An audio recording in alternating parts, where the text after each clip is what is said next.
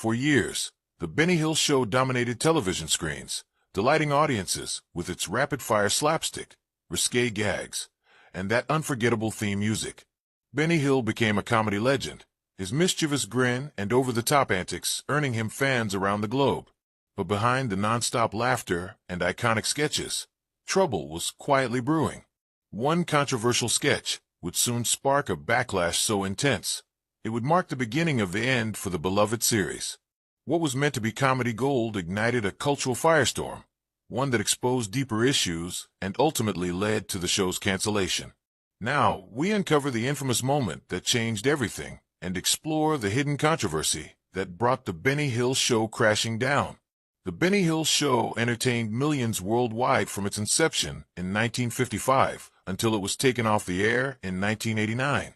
However, one particular scene is often cited as a key factor that contributed to the show's eventual cancellation. While The Benny Hill Show had always pushed the boundaries with its humor, a sketch aired in the late 1980s struck a particularly controversial note. The scene in question featured Hill in a parody of a beauty pageant, where scantily clad women were ogled and objectified. The sketch resulted in a particularly crass and tasteless joke that many viewers and critics found offensive. During this time, public sensibilities and attitudes towards comedy were changing. What was once considered cheeky and harmless fun began to be viewed as outdated and offensive. The infamous sketch catalyzed these critiques, bringing the issue to the forefront of public debate. But how did a comedy program adored by millions meet such a dramatic end? What happened? Before we delve into the controversial scene that changed everything, let's explore the life of the man behind the show. Early life: Alfred Hawthorne Hill, better known by his stage name Benny Hill, was born on January 21, 1924, in Southampton, Hampshire, England. However, there is some ambiguity regarding his birth year, as some sources cite 1925 instead. His family background is quite interesting, especially considering the artistic tendencies of his ancestors. His father, Alfred Hill, ran a surgical appliance shop. This occupation was quite different from the roots of entertainment that his family had, since his grandfather Henry Hill was a circus clown. The tradition of performing and entertaining had an influence on the career choice that would later be made by Benny Hill. His mother Helen also played an important part in his early years. Benny Hill attended Taunton School in Southampton. His studies there did not lead him directly into the field of entertainment.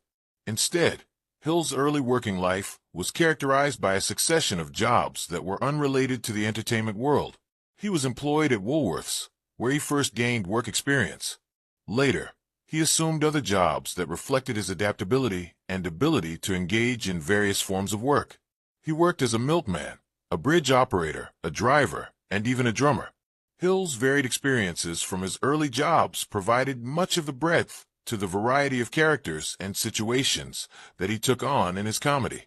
His entry into the entertainment world happened when he became an assistant stage manager with a touring revue. This launched him into what would be his lifetime of work in the entertainment field. The role of assistant stage manager allowed him to understand what goes on behind the scenes in a theatrical presentation, such as management of a stage, timing, and coordination skills that would serve him well when he went into television. During the Second World War, in 1942, Alfred Hawthorne Hill, or as he came to be more commonly known, Benny Hill, received a call-up into military service. He trained as a mechanic in the Royal Electrical and Mechanical Engineers, which was an arm of the British Army that dealt with the servicing, maintenance, and recovery of electrical and mechanical equipment. The technical training that Hill received contributed much to his practical skills during the war and helped his resourcefulness and problem-solving in his later life. Hill's time in the Army involved multiple roles. While being first and foremost trained as a mechanic, he was also a truck driver and searchlight operator. His posting to Normandy in September of 1944 placed him in the midst of one of the most critical phases of the war. The Normandy campaign was a pivotal point in the Allied liberation of Western Europe from the tenacious grasp of the Nazis. As a mechanic and truck driver, Hill's duties would have included the maintenance and operation of vehicles crucial to the transportation of troops and supplies, while as a searchlight operator, he would have assisted in defenses against enemy air attacks, backlighting targets for anti-aircraft gunners. Prior to the end of hostilities, Hill took a transfer to the Combined Services Entertainment Division. The CSE was responsible for providing entertainment to British and Allied forces, boosting morale through performances by comedians, actors, musicians, and other entertainers. This experience was invaluable in molding Hill's future career in show business. In the CSE, Hill sharpened his performance skills, learning how to entertain and hold an audience's attention under most any condition. This environment allowed him to experiment with comedy, timing, and deliver crucial elements, which would later define his success in television. Benny Hill was deeply influenced by the star comedians of British music hall shows, a popular form of entertainment in Britain during the late 19th and early 20th centuries.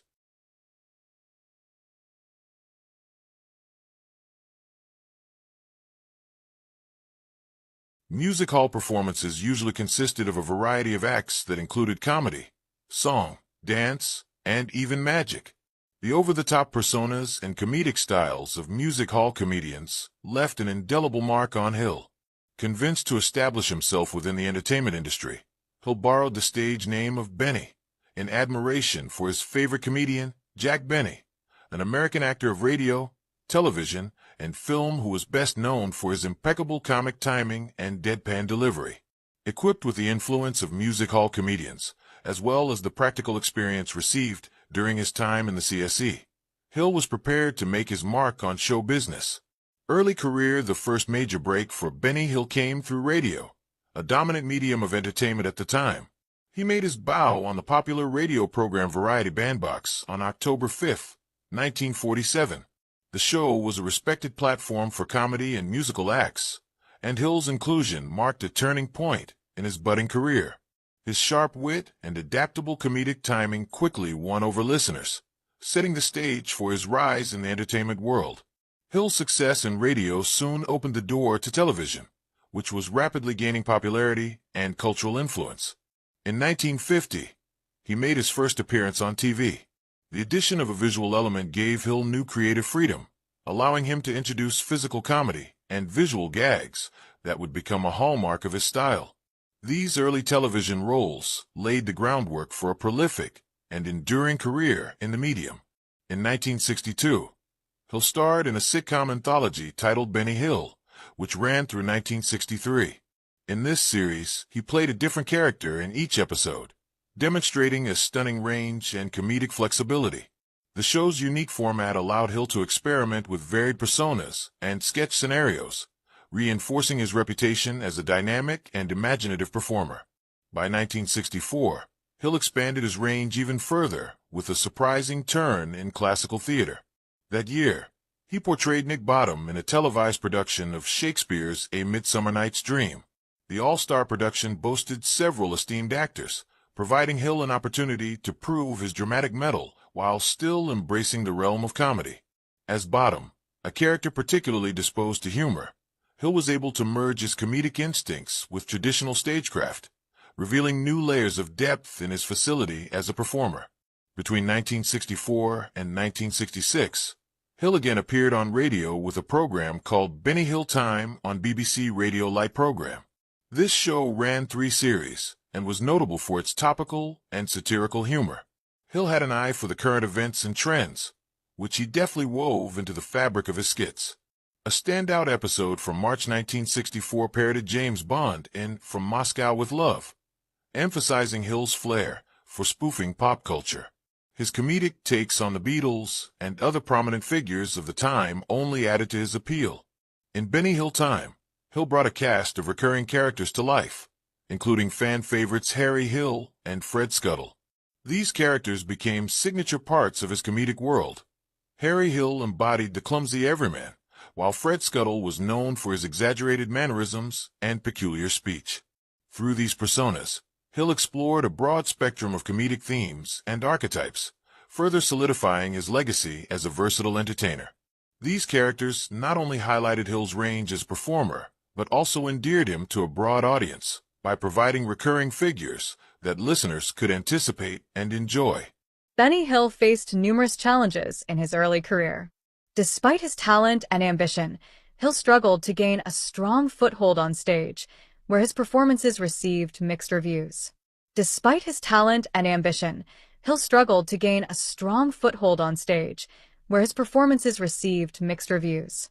The Benny Hill Show. Benny Hill's journey through the world of entertainment began with the radio, a dominant medium of its time that captivated audiences across Britain. However, his early success on the airwaves was far from smooth. Hill's radio career was marked by a series of highs and lows. Some of his shows struck a chord with listeners, while others failed to leave a lasting impression. Despite the inconsistency, this formative period proved essential in helping Hill refine his comedic instincts. It was during these years of trial and error that he developed a resilient spirit and honed a comedic style that blended sharp wit with a flair for the absurd. But it wasn't until he transitioned to television that Benny Hill truly found his footing and fame. On January 15, 1955, The Benny Hill Show premiered on the BBC, marking the beginning of a legendary television career that would span decades. From the outset, the show distinguished itself with a unique format inspired by the vibrant tradition of British music hall entertainment. It combined live stage sketches with pre-recorded segments, a blend that gave Hill ample room to flex his creative muscles.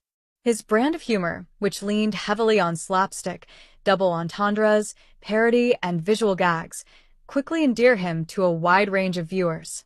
Hill's comedic world came to life thanks in large part to his recurring collaborators. During the BBC years, a rotating cast of talented performers helped bring his sketches to life. Patricia Hayes, Jeremy Hawke, Peter Vernon, Ronnie Brody, and co-writer Dave Freeman were pivotal figures during this time. Freeman, in particular, played a major role in shaping Hill's material throughout the 1950s and into the early 1960s. One of the most beloved figures from this period was Jackie Wright, a diminutive, bald-headed actor who became a fan favorite thanks to his frequent appearances as the target of Hill's infamous head-slapping routines. Wright's stoic reactions and impeccable timing made him the perfect straight man in Hill's exaggerated comedy. Although Hill remained primarily with the BBC until 1968, he briefly experimented with other networks, including ITV and ATV, between 1957 and 1960, and again in 1967. These short departures allowed him to explore different creative approaches and reach new audiences, further refining his comedic identity. A significant turning point in Hill's career came in 1969 when The Benny Hill Show moved from the BBC to Thames Television. This shift heralded a new era for the program and significantly boosted its popularity.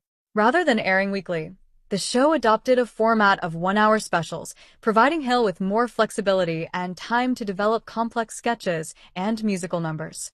These longer specials allowed for more elaborate production values and gave Hill the opportunity to further expand his comedic range. Under Thames Television, the show gained international acclaim, eventually being broadcast in over 140 countries. Hill's combination of physical humor and universal comedic themes translated across language barriers, turning him into a global comedic icon. His keen abilities as a writer, performer, and impressionist were key to the show's continued success. Hill's sketches often featured him playing a variety of characters from hapless everymen to pompous authority figures, each brought to life with his signature blend of satire and slapstick. Although Hill was the main creative force behind the series, he occasionally sourced material from other writers. In keeping with the norms of the time, these contributions were rarely acknowledged with on-screen credit. One notable example concerns Cherry Gilliam, an actress and regular cast member, who reportedly sold Hill a sketch idea in 1976. Her Fat Lady concept was later featured in the January 1977 broadcast, and Hill even wrote to her from Spain to inform her that her idea would be used. A hallmark of The Benny Hill Show was its run-off, chase sequence, an iconic gag that usually wrapped up each episode with a burst of frenetic, visual comedy. This sequence often featured Hill and a group of cast members engaged in a madcap chase across various settings. The scenes were filmed using a technique called undercranking, which involved shooting at a slower frame rate and playing the footage back at normal speed to create a sped-up, exaggerated motion. This technique amplified the absurdity of the scenes and highlighted Hill's talent for visual humor. Recurring characters in these chases often included a mix of police officers, grannies, vicars, and scantily clad women, adding to the comedic chaos. The repetition and escalating absurdity of the chase made it a fan favorite and defining feature of the show's style. The entire sequence was set to the raucous tune of Yakety Sax by Boots Randolph, a piece of music that became so closely tied to Hill's brand of humor that it is now commonly referred to as the Benny Hill theme. In 2015, this catchy instrumental was voted #1 TV theme in an ITV special, a testament to its enduring popularity and cultural impact. As the show entered the 1980s, it underwent a noticeable evolution. One of the most noticeable introductions of the time included that of Hill's Angels, a dance troupe comprising attractive young women who brought in an additional layer of glamour and physicality with them.